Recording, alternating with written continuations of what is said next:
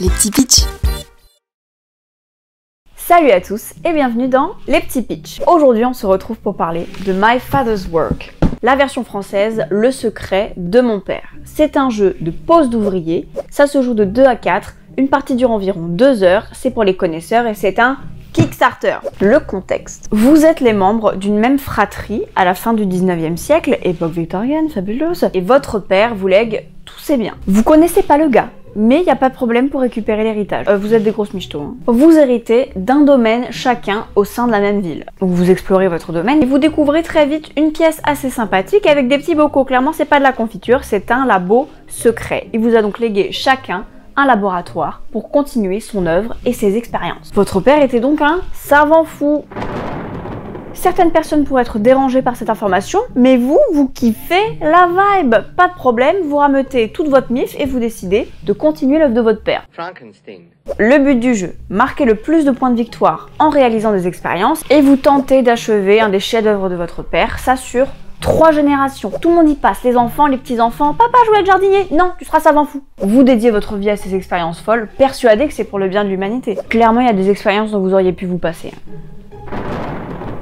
Une génération représente donc une manche et chaque génération est composée de 3 cycles de vie. Le début, le milieu et la fin. Vous commencez avec 3 personnages. Et comme dans tous les jeux de pose d'ouvrier, un déplacement de personnage correspond à une action. Vos figurines. Votre avatar, c'est vous, le notable du village. Vous faites à peu près ce que vous voulez dans la ville et dans le domaine. Votre assistant peut aussi faire des expériences dans votre domaine. Lui, il a les boyaux bien accrochés. Par contre, il peut pas aller dans la ville parce qu'il est terrifiant, donc les villageois, dès qu'ils le voient, bam, ça caillasse. Votre épouse, elle ne pourra pas faire d'expérience ou consigner vos découvertes dans votre journal, sinon elle va finir à l'asile. C'est trop, elle est pas prête psychologiquement à savoir ce que vous faites. Par contre, pour aller déterrer mamie, y a pas de problème. Donc elle peut se balader dans la ville et déterrer des corps, prendre des ressources, mais elle est dans le déni. On est au 19e siècle, clairement la Gay Pride, c'est pas tous les ans, mais si vous voulez, vous pouvez être une femme, un homme, avoir une épouse, un époux, ou une assistante, un assistant, c'est vous qui choisissez. Le plus important, ce sont les socles qui vont définir vos possibilités d'action. Vous commencez avec 3 figurines, mais vous pourrez en acquérir au cours de la partie. Donc la ville pour récolter des ressources et le domaine pour faire des expériences et réaliser plusieurs actions.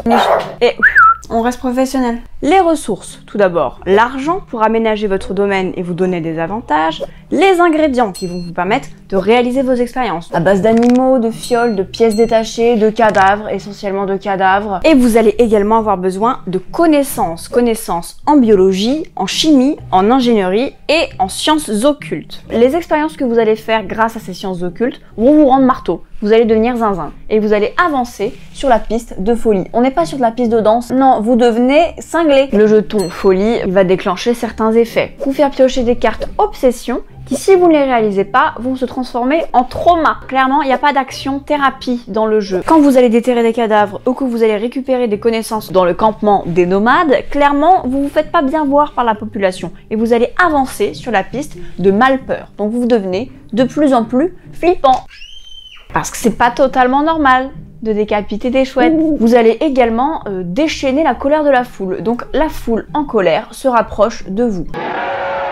Si ces 2 jetons et quand ces 2 jetons vont se rejoindre, vous allez être banni de la ville. Donc vous allez devoir envoyer des domestiques à l'église pour prier Jésus de bien vouloir vous reprendre et de convaincre les gens que vous êtes une bonne personne. Est-ce que vous êtes une bonne personne? Non, vous découpez des cadavres. Tout ça est une perte de temps. Le temps est la ressource la plus précieuse de ce jeu. Puisqu'à la fin d'une génération, vous perdez toutes les ressources et les connaissances que vous n'aurez pas consignées dans votre journal. Donc léguer des connaissances et des avantages pour faire avancer vos mômes plus vite. Donc comme la plupart des jeux de pose d'ouvrier, chaque lieu et chaque déplacement va être intéressant, soit pour bloquer l'adversaire, le ralentir ou vous donner des avantages. J'ai craqué de l'épaule. Le cœur du jeu réside dans les scénarios interactifs sur l'application gratuite. Vous découvrez l'histoire de la ville qu'on va vous raconter au fur et à mesure et en fonction de vos choix, vous allez déclencher des effets différents, modifiant la mise en place, vos récompenses et le livre plateau au centre. Donc c'est la grande originalité de ce jeu, c'est que le plateau va évoluer avec vous au fil des époques.